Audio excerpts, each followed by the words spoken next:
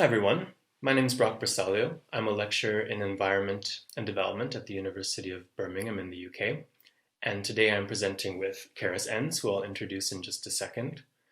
We are going to be presenting on key findings coming out of a recent research project that we've been involved in, and effectively this project looks at how human-wildlife conflict in northern Kenya has changed in recent years, and it tries to understand the main factors behind this change. We've titled our presentation Settler Ecologies, a Challenge for Convivial Conservation. In terms of how the presentation will unfold, I'm going to begin by giving a little bit more information about the project itself and the project area. Karis will then pick up by running through some of the key findings and addressing this notion of settler ecologies. And I'll conclude with just a really brief discussion at that point. Before we move forward, I want to introduce you to the team behind this presentation and the wider project.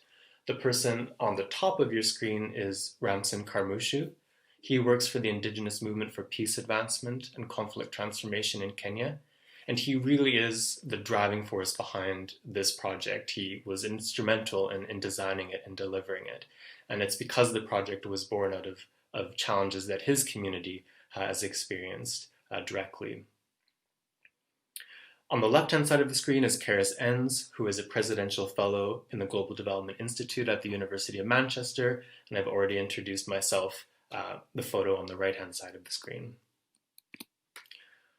Right, so let me say a few quick things about the project. Something you need to know is that the project was carried out in Ilongwezi Group Ranch, which is located in Laikipia County, Kenya. A group ranch is basically a communal land area that's owned by a collective, and in this case it's owned by a collective of Maasai pastoralists. Laikipia is a really, really important place politically in Kenya. One reason why is that historically it's an area that was reserved strictly for white settlement. So during the colonial era, land was alienated by the British colonial administration, and only white settlers from Europe or North America were allowed to take up land there. As you might expect, this has had a massive influence on the county to this day, and it's really important to note that the wildlife conservation sector in particular remains dominated by the descendants of original settlers and white settlers in Kenya. So I'll pass it over to Karis now. Okay, so I'm just going to talk through some of our key findings, and I'll mention that we're just looking through a lot of our data at the moment and beginning to do some writing up. So this is an early take on some things that we see reoccurring in our data. As Brock mentioned about our methods, we did a lot of walking interviews, we spent a lot of time talking to elders in the area, and we talked about things such as how often was human-wildlife conflict in the past? How did you deal with human-wildlife conflict in the past? What types of animals were you encountering most regularly? And then comparing that to what's happening today. And there's three really important themes that emerged out of our data. The first one relates to changes in wildlife populations, both the number of animals around and also the types of animals around the area, and how this is interfering with approaches that pastoralists might use otherwise to address human-wildlife conflict.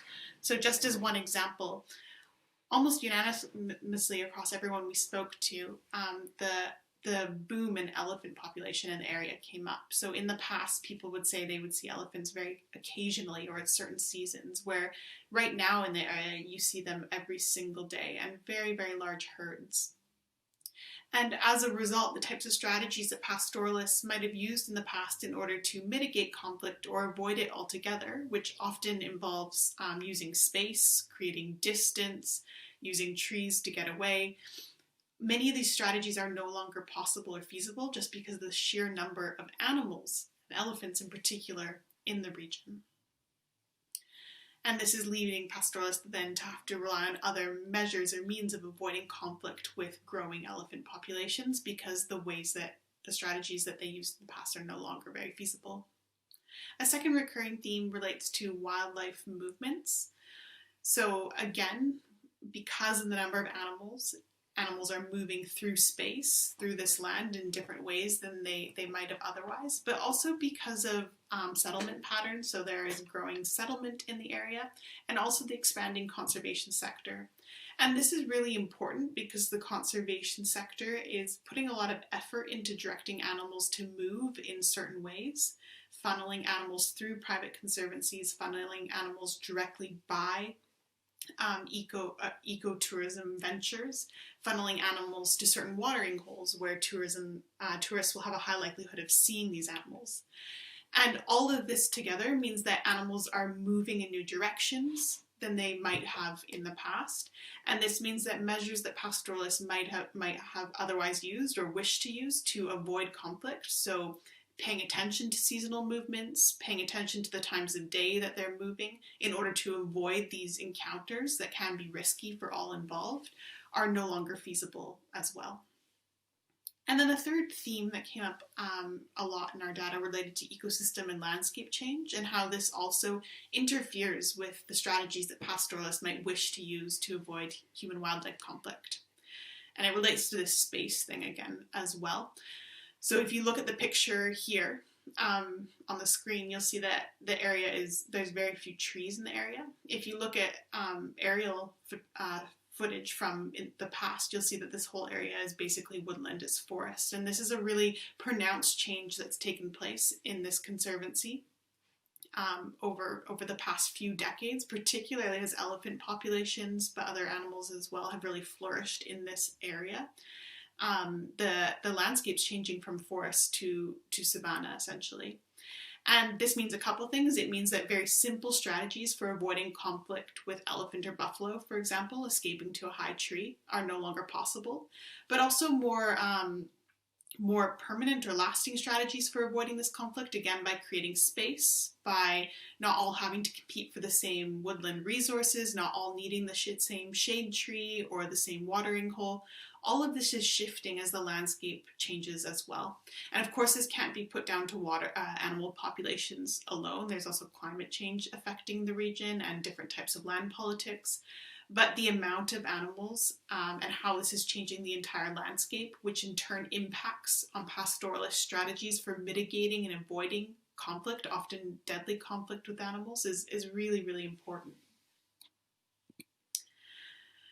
So these findings are leading us to think and talk now about this idea of settler ecologies, and how settler ecologies, or the moment of settlement and colonization in this space, really set off a bomb, one could say, that has permanently altered or changed the ecology of the area.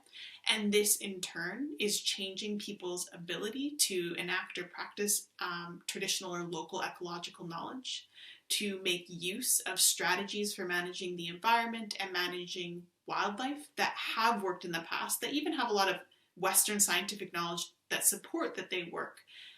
But because of the way the landscape was permanently changed with settlement, and now continues to be changed as settlers continue to dominate the conservation sector and continue to grow their footprint in this part of Kenya, is really impacting on people's ability to manage the ecology and wildlife in ways that align with past practices.